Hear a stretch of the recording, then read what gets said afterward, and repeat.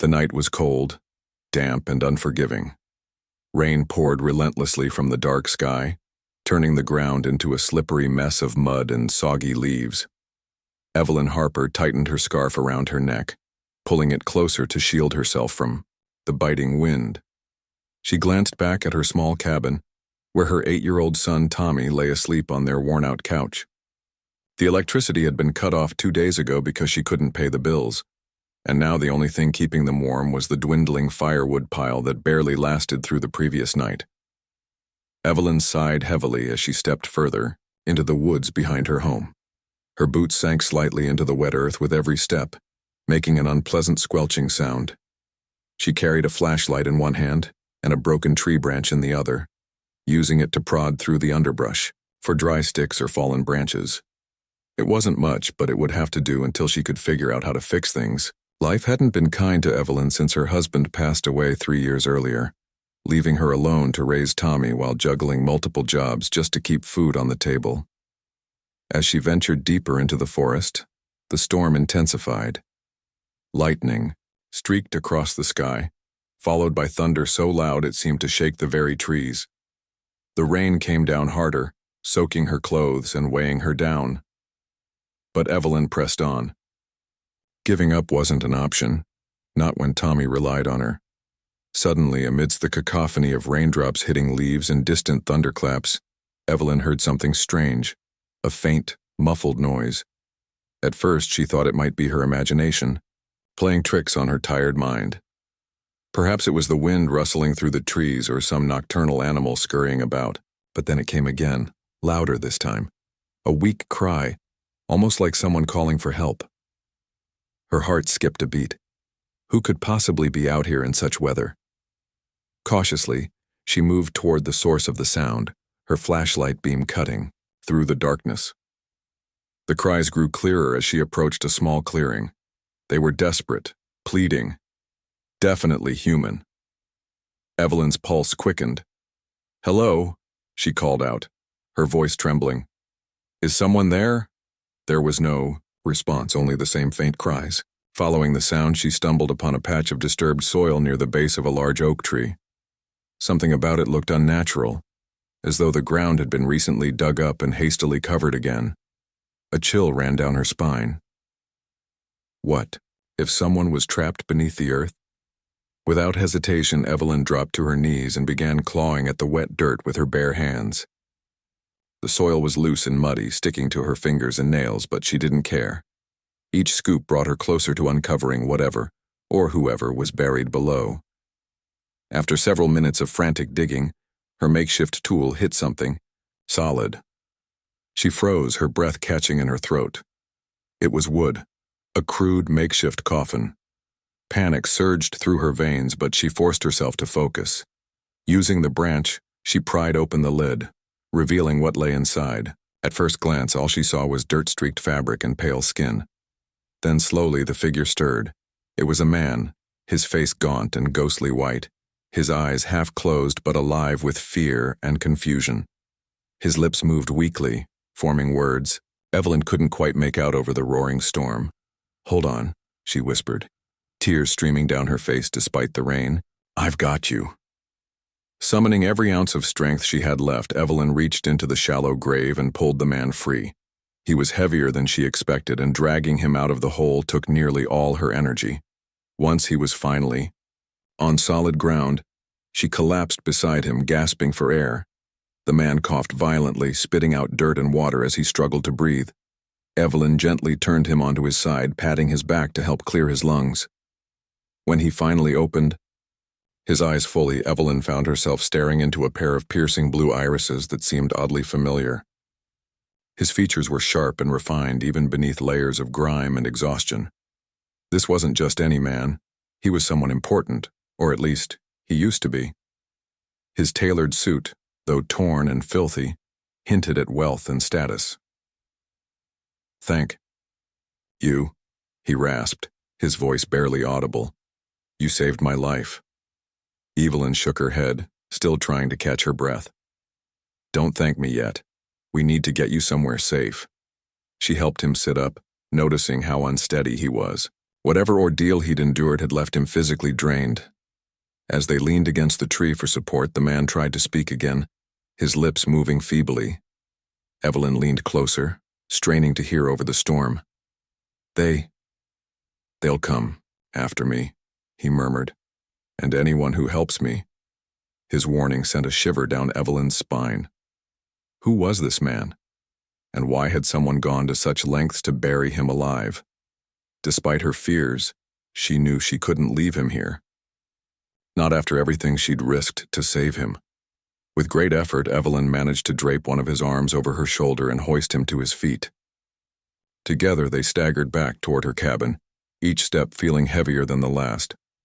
By the time they reached the door, Evelyn was drenched, exhausted, and terrified, but also resolute. Whoever this stranger was, he needed her help.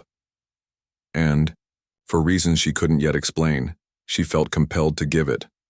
Little did Evelyn know, bringing this man into her life would set off a chain of events that would test her courage, challenge her beliefs, and ultimately change her destiny forever. By the time Evelyn and the mysterious man reached her cabin, the storm outside showed no signs of letting up. The wind howled like a restless spirit, rattling the thin wooden walls of the small structure. Inside, the air was chilly, but bearable, thanks to the faint glow of embers still smoldering in the fireplace. Evelyn guided the man to a chair near the hearth, where she quickly added more wood to revive the fire. Its warmth slowly began to fill the room, chasing away some of the dampness that clung to their clothes. Evelyn studied the man as he sat hunched over, shivering violently despite the blanket she had draped around his shoulders. His face was pale, his lips tinged with blue, and his expensive suit, now caked in mud and torn in places, was soaked through. Yet, even in his weakened state, there was an undeniable air of refinement about him. His posture, though slumped from exhaustion, hinted at someone who was used to commanding attention. His eyes, though bloodshot and weary, carried a sharp intelligence that made Evelyn uneasy. "Are you okay?" she asked softly, kneeling beside him. "Can I get you anything?" The man shook his head slightly, wincing as if even the smallest movement caused him pain. "Water," he croaked, his voice rough and strained. "Please." Evelyn hurried to the kitchen sink, filling a glass with water before returning to his side. He took it with trembling hands, spilling a little as he brought it to his lips. After drinking greedily, he leaned back in the chair, closing his eyes for a moment as if gathering strength. When he finally spoke, his words were slow and deliberate. "My name is Victor Langston," he said, his gaze meeting hers. "And I owe you my life." Evelyn nodded, unsure of what to say. She didn't need gratitude. She needed answers. "What happened to you?" she asked cautiously. "Who did this?" Victor hesitated, his jaw tightening as if wrestling with whether or not to trust her. Finally, he sighed deeply and began to speak. "I'm a businessman," he started, choosing his words carefully. "A very wealthy one. But wealth has its enemies. Someone wanted me out of the way, permanently." His explanation was vague, almost evasive, but Evelyn let it slide, for now. Instead, she focused on tending to his injuries. She fetched a first aid kit from the bathroom and cleaned the cuts and scrapes on his hands and face. As she worked, Victor watched her intently, his expression unreadable.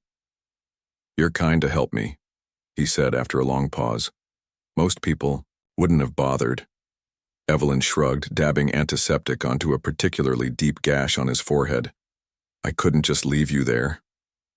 Victor smiled faintly, but it didn't reach his eyes. There was something lurking beneath. The surface, a tension of fear that he wasn't sharing. Evelyn noticed it in the way he flinched at every sudden noise outside, in the way his fingers drummed nervously against the armrest of the chair. Whoever had buried him alive clearly hadn't acted alone, and they weren't done yet.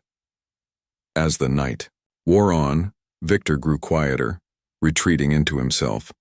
Evelyn tried to make small talk, asking harmless questions about his work and life, but his responses were clipped and guarded. Eventually, she gave up and busied herself tidying the cabin, keeping an ear out for any sign of danger.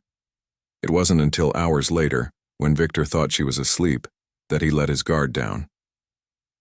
Evelyn lay on the couch pretending to rest, while keeping one eye open.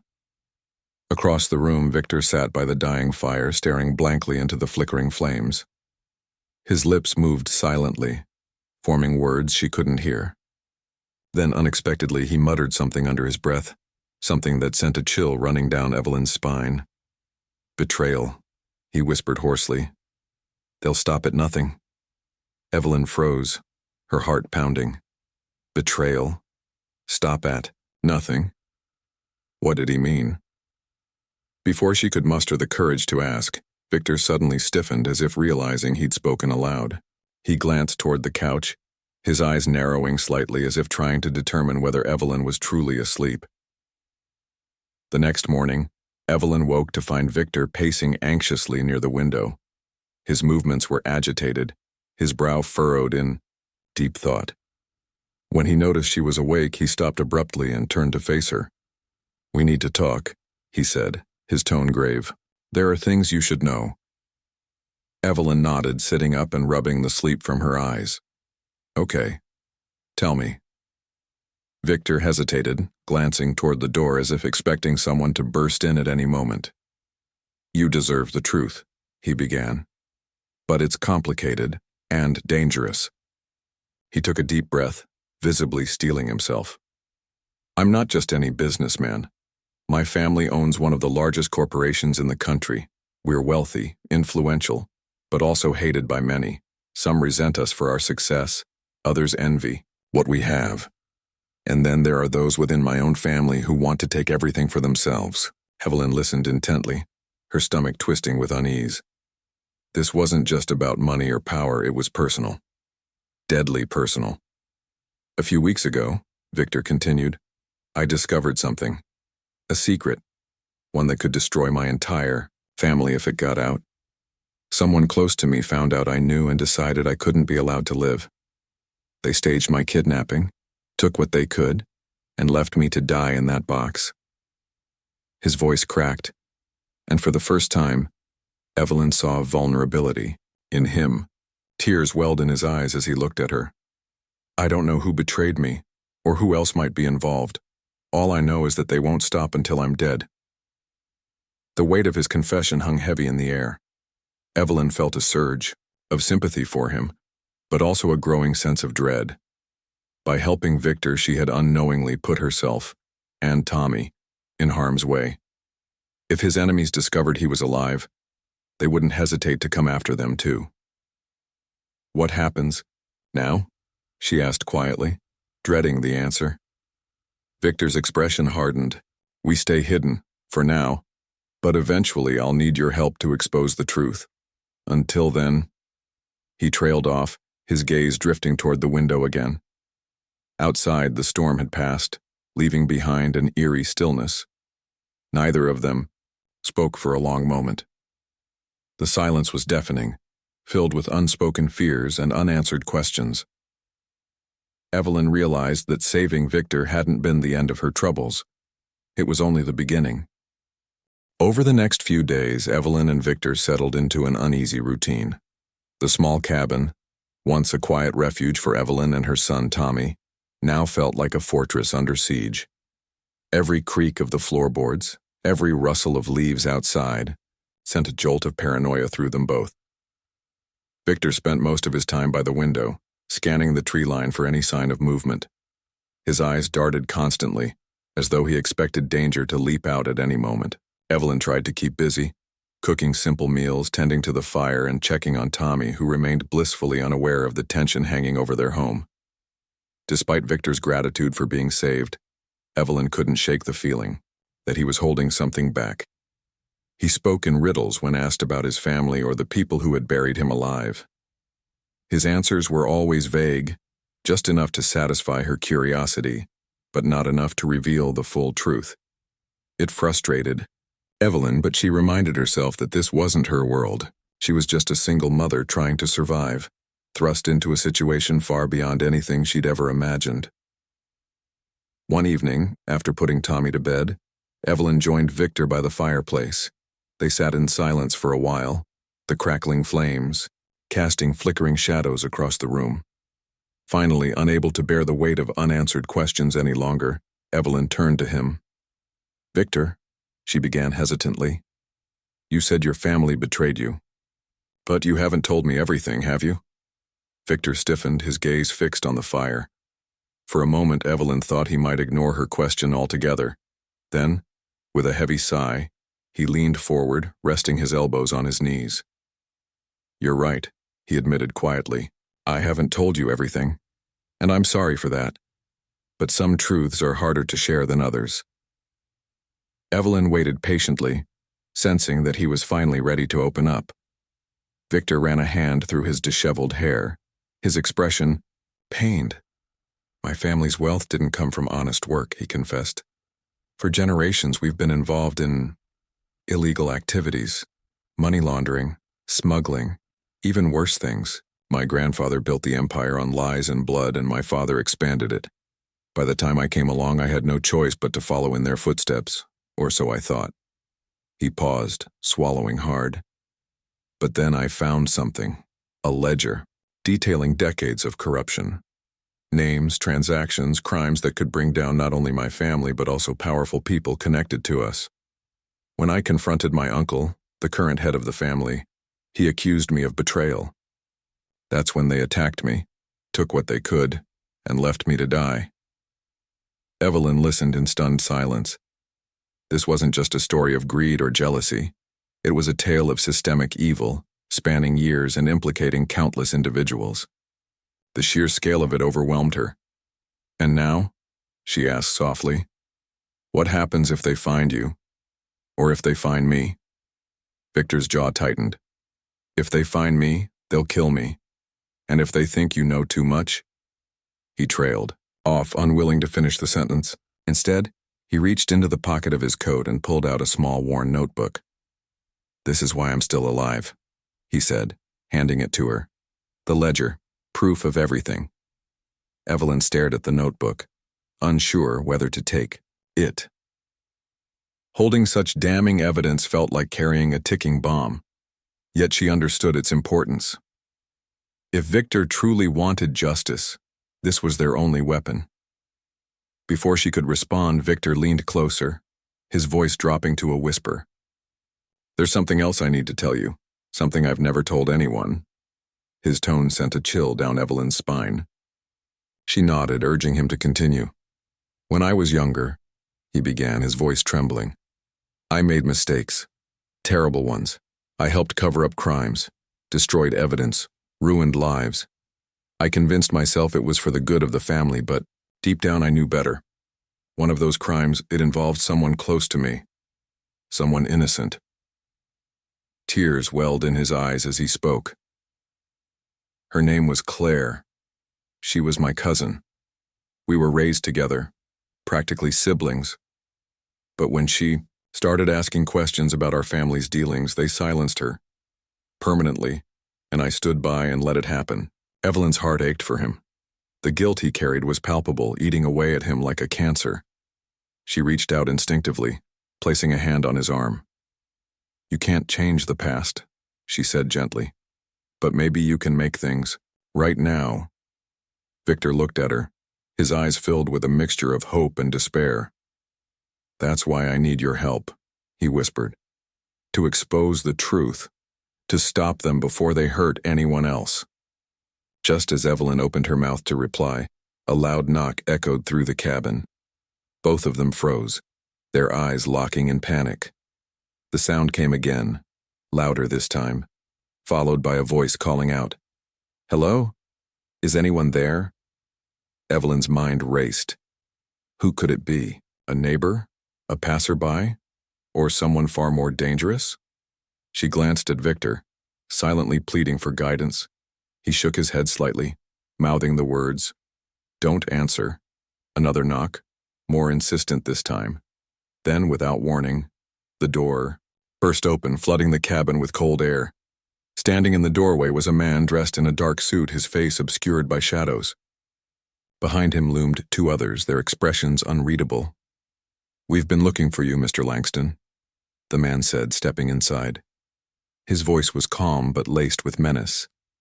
"It's time to come home." Evelyn's breath caught in her throat. Beside her, Victor rose slowly to his feet, his body tense with fear.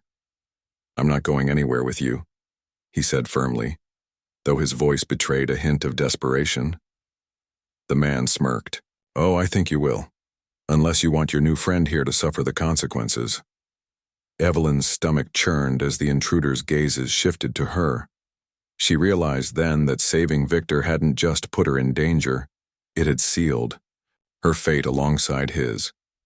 Whatever happened next, they would face it together. And as the standoff unfolded, one thing became painfully clear. The secrets Victor had kept hidden were about to explode into the open, changing their lives forever.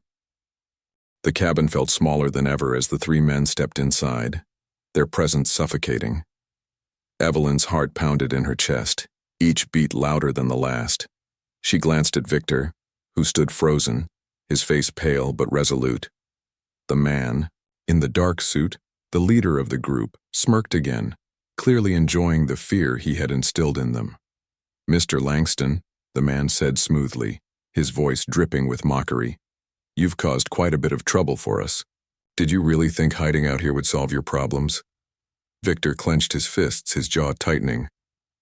"I'm not going back," he replied firmly, though his voice wavered slightly. "You can't make me."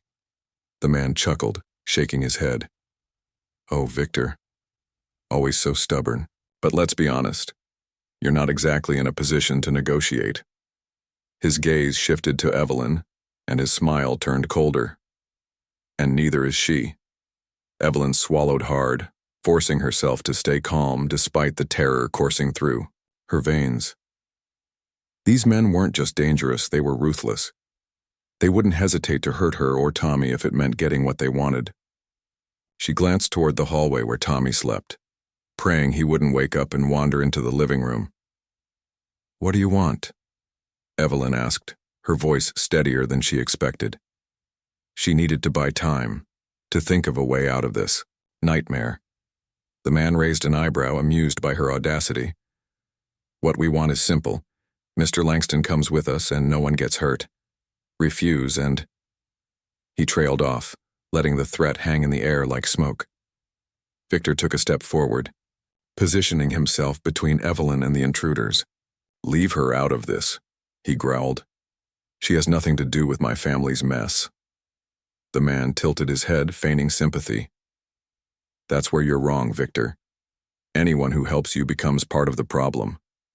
And unfortunately for her," he gestured toward Evelyn, "she chose the wrong side." Evelyn's mind raced. She couldn't fight these men, they were too many, too strong, but she also couldn't give up. Not without a fight. Her eyes darted around the room, searching for anything she could use as a weapon. There was the poker, by the fireplace within arm's reach. Maybe if she moved quickly enough. Before she could act, Victor spoke again, his tone desperate yet determined. "If you take me, I'll cooperate. No more running, no more fighting, just leave her alone." The man considered this for a moment, then nodded slowly. "Fair enough. But remember, Victor, if you try anything funny, we'll come back for her. And next time we won't be so polite." Victor hesitated, his eyes meeting Evelyn's. In that brief exchange, she saw the weight of his guilt, his fear, and his determination to protect her. She shook her head almost imperceptibly, silently, pleading with him not to surrender. But Victor had already made up his mind. "Fine," he said, stepping away from Evelyn. "Let's go." "No," Evelyn shouted before she could stop herself. She lunged forward, grabbing Victor's arm. "You can't trust them. They'll kill you." One of the other men grabbed her roughly, pulling her back. Evelyn struggled against his grip, but it was useless. Tears streamed down her face as she watched Victor walk toward the door, his shoulders slumped in defeat. As they dragged him outside, the leader paused and turned back to Evelyn. "Consider this a warning," he said, his voice icy.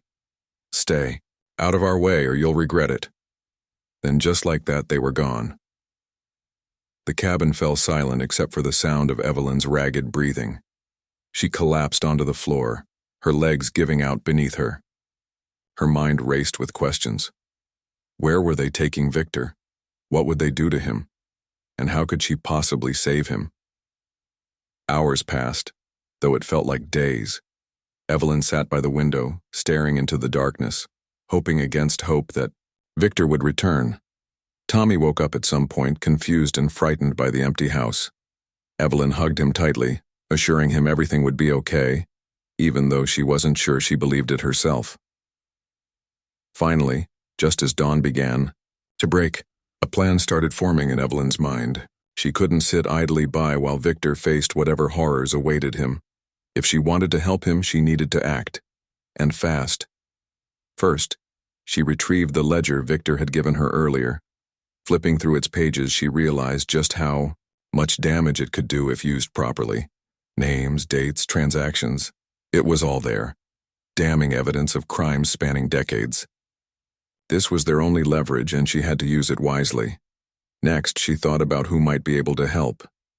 Victor had mentioned powerful people connected to his family, but he'd also hinted that some of them might have reasons to turn against the others. If she could find someone willing to listen, maybe, just maybe, she could expose the truth and force Victor's captors to back down. But finding such a person wouldn't be easy. Evelyn knew nothing about the world Victor came from, and navigating it alone seemed impossible. Still, she couldn't afford to hesitate. Every second counted. She packed a bag with essentials, food, water, clothes, and the ledger, and scribbled a note for Tommy, explaining that she had to leave but promising to come back soon. Then, steeling herself for what lay ahead, she stepped out into the crisp morning air. Her first stop was the local library. It was risky, but she needed access to a computer to research Victor's family and their associates. After hours of digging through news articles, financial reports, and public records, she stumbled upon a name: Rachel Monroe, a journalist known for exposing corporate scandals. If anyone could help, it was her. Tracking Rachel down proved easier than expected. Evelyn found her contact information online and sent a carefully worded email, attaching scanned copies of key pages from the ledger.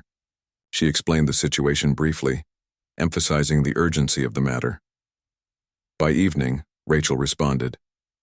"Meet me tomorrow morning at the diner on 5th Street, the email read. "Come alone and don't tell anyone." Relief flooded through Evelyn, but it was short-lived. Meeting Rachel was only the first step.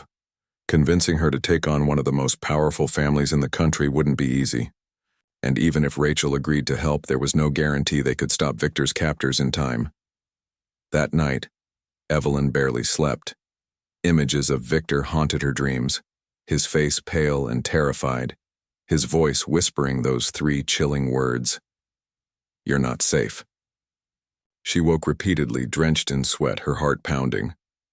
When morning finally arrived, Evelyn drove to the diner, clutching the ledger tightly in her lap. As she walked inside, she spotted Rachel immediately, a tall, sharp-eyed woman with an air of authority. Taking a deep breath, Evelyn approached her table. "Thank you for coming," she said, sliding into the seat across from Rachel. "I know this must seem crazy, but please, just hear me out." Rachel studied her for a moment, then nodded. "All right, tell me everything." And so Evelyn did. She recounted the events of the past few days, leaving nothing out. When she finished, Rachel leaned back in her chair, her expression unreadable. "This is big," Rachel said after a long pause. "Bigger than anything I've worked on before. If these documents are real, and I believe they are, we could bring down an entire empire." "But can we save Victor?" Evelyn asked, her voice trembling. Rachel hesitated, then nodded slowly. "We'll do our best, but we need to move quickly. Once they realize you're onto them, they'll come after you too." Evelyn swallowed hard, knowing Rachel was right.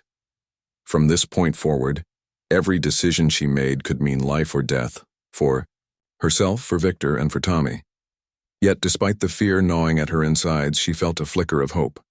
For the first time since this nightmare began, she wasn't alone. Together, Evelyn and Rachel devised a plan. Using the ledger as bait, they would lure Victor's captors into a trap, exposing their crimes to the world. It was risky, dangerous, and fraught with uncertainty, but it was their only chance. As they parted ways, Evelyn felt a strange sense of resolve.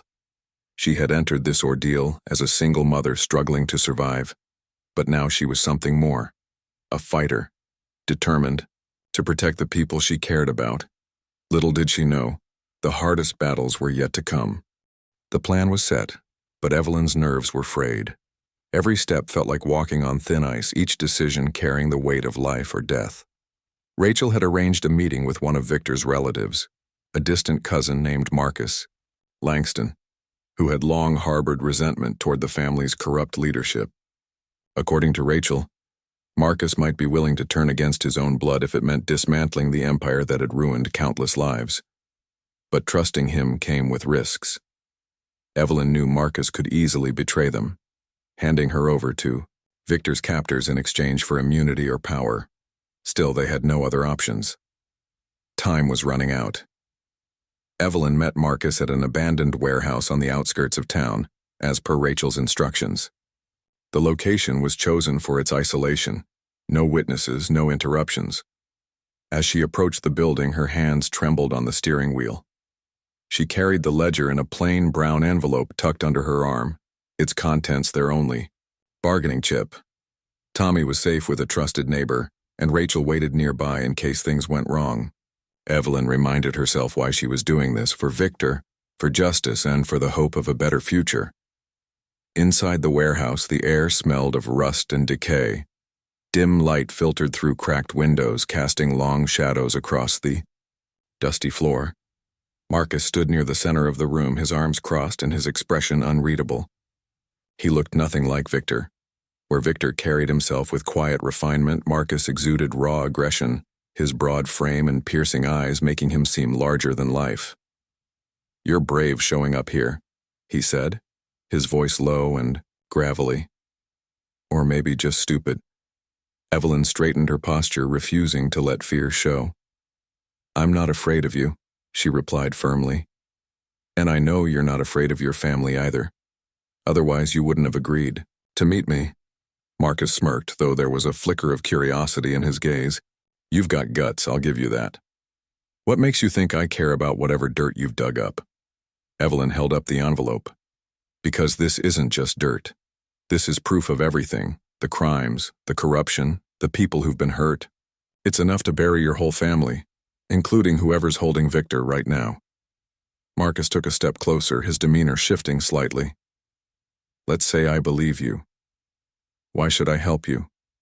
What's in it for me?" "Freedom," Evelyn said simply. "From them, from their lies, their schemes, their control. You hate what they've done, don't you? Help us take them down, and you'll finally be free." For a moment, Marcus didn't respond.